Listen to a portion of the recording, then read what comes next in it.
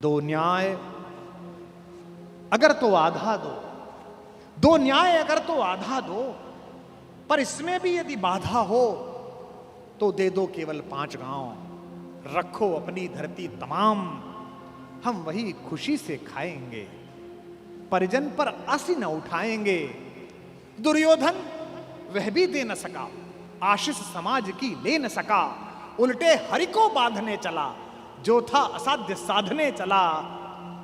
जब नाश मनुज पर छाता है, पहले विवेक मर जाता है।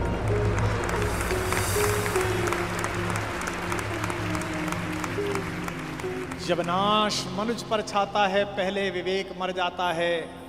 हरि ने भीषण हुंकार किया, अपना स्वरूप विस्तार किया।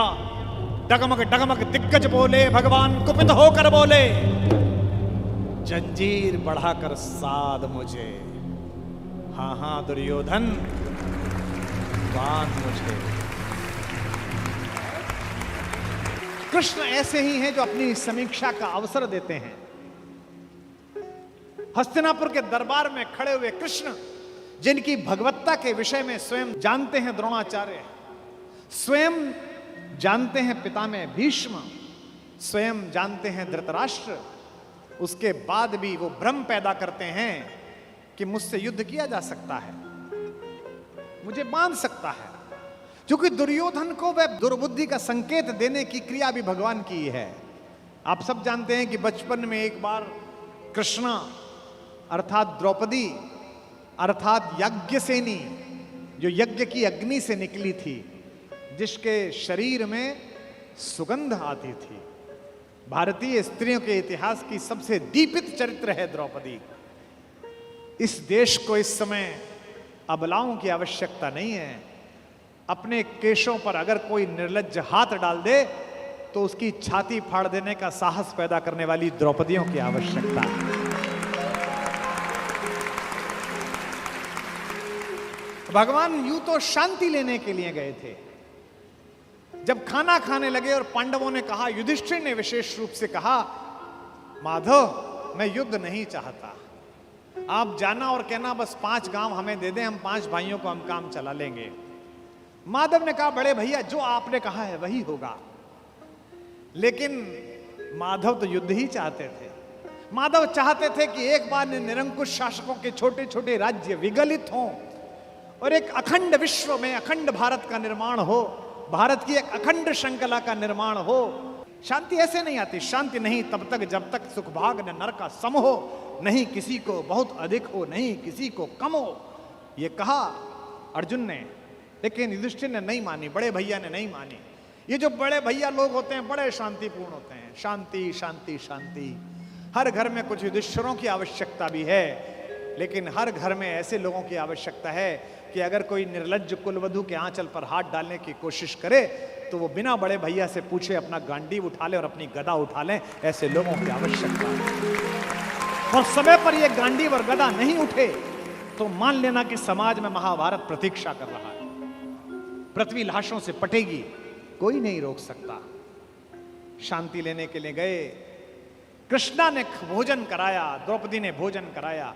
भोजन कराने के बाद निर्वासन की कुटिया से कृष्णा बाहर आई और हाथ धुलाने लगी माधव के। तो उसने कान्हा से पूछा कि कान्हा, याद है तुम गर्मी की छुट्टी में हमारे घर आए थे?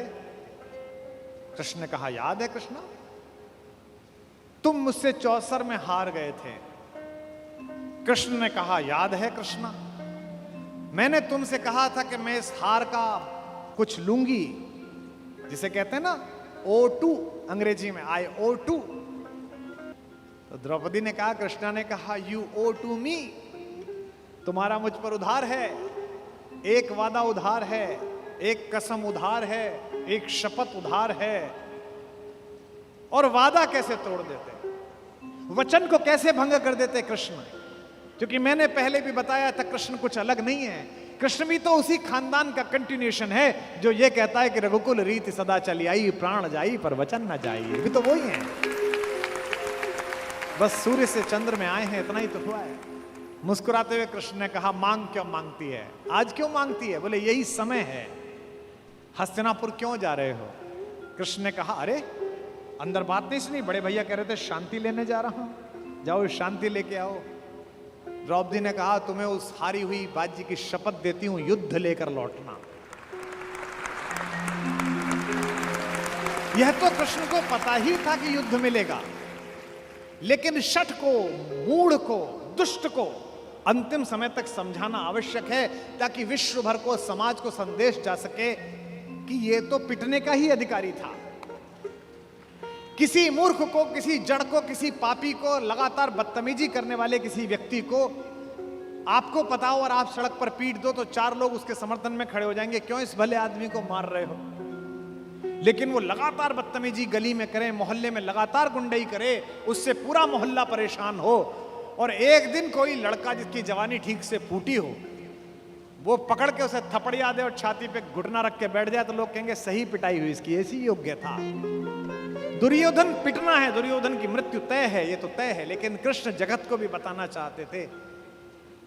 महाकवि दिनकर कहते हैं, वर्षों तक वन में घूम घूम, बाधा विघ्नों को चूम चूम, सह धूप घाम पानी पत्थर, पांडव आए कुछ और निखर, सौभाग्य न सब दिन सोता है, देखें आगे कब हो। मैत्री की राह बताने को, दुर्योधन को समझाने को, सबको सुमार्ग पर लाने को, भीषण विध्वंस बचाने को भगवान हस्तिनापुर आए, पांडव का संदेशा लाए। 2 न्याय अगर तो आधा दो, 2 न्याय अगर तो आधा दो, पर इसमें भी यदि बाधा हो तो दे दो केवल 5 गांव, रखो अपनी धरती तमाम, हम वही खुशी से खाएंगे, परिजन पर आसी न उठाएंगे। दुर्योधन वह भी दे न सका, आशीष समाज की ले न सका, उल्टे हरि को बांधने चला, जो था असाध्य साधने चला। जब नाश मनुज पर छाता है, पहले विवेक मर जाता है।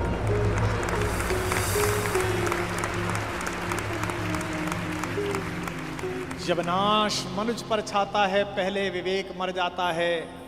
हरि ने भीषण हुंकार किया, अपना स्वरूप विस्तार किया, डगमग डगमग दिग्गज बोले, भगवान कुपित होकर बोले, जंजीर बढ़ाकर साध मुझे, हाँ हाँ दुर्योधन बांध मुझे। यह देख गगन मुझ में लय है, यह देख पवन मुझ में लय है, मुझ में विलीन झंकार सकल, मुझ में लय है संसार सकल, अमृत फूलता है मुझ में, संघार झूलता है मुझ में, उदयाचल मेरा दीप्त भाल, भूमंडल वक्षस्थल विशाल, भुज पर बंद को घेरे हैं, मैनाक मेरु पग मेरे हैं, दीप्ते जो ग्रह नक्षत्र निखर, सब हैं मेरे मुख के अंदर।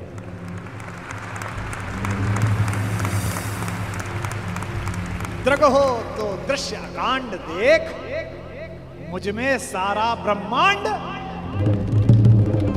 मुझ में सारा ब्रह्मांड देख, चर अचर जीव जर अक्षर अक्षर, नश्वर मनुष्य सुरजात अमर, शतकोट सूर्य शतकोट चंद्र, शतकोट सरत सर क्षिद्र मंद्र, शतकोट विष्णु ब्रह्मा महेश, शतकोट विष्णु जलपति धनेश, शतकोट रुद्र शतकोट काल, शतकोट दंडधर लोकपाल, जंजीर बढ़ाकर साध मुझे, हाँ हाँ दुर्योधन बांध मुझे।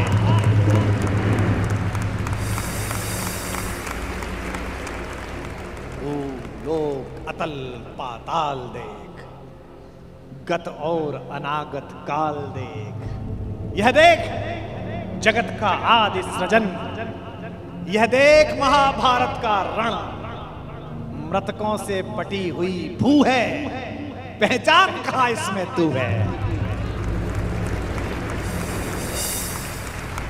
अंबर में कुंतल चाल देख, पद के नीचे पाताल देख, मुट्ठी में तीनों काल देख, मेरा स्वरूप विकराल देख।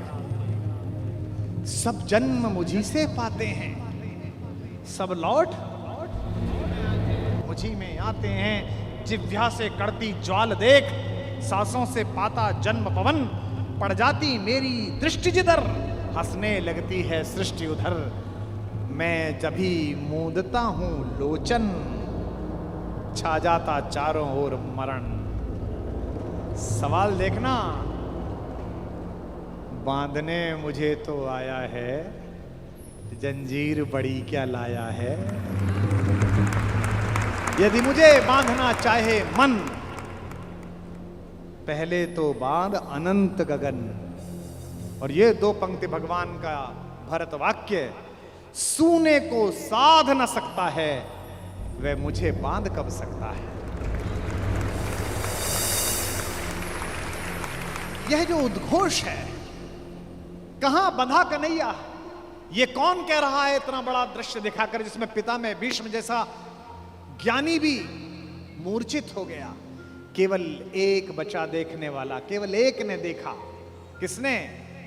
विदुर ने। धृतराष्ट्र तो मन की आंखों से महसूस कर रहे होंगे, पर विदुर ने वो साक्षात दृश्य देखा जिसके घर का साग खाकर गए। ये जो कन्हैया है, जो दुर्योधन को देखने का अवसर भी नहीं देता, जो कहता है कि अगर विश्व को साध सकता है, शून्य को साध सकता है, तो मुझे बांधना। यही कन्हैया यशोदा के आंगन में यमलार्जुन के बीच में रस्सी से बंधा हुआ एक पहर तक रोता रहता है, मैया अब खाली कर दे, अब छोड़ दे, अब नहीं चुराऊंगा। बड़ा हो तो ऐसा और छोटा हो तो ऐसा, इसी का नाम कन्हैया है।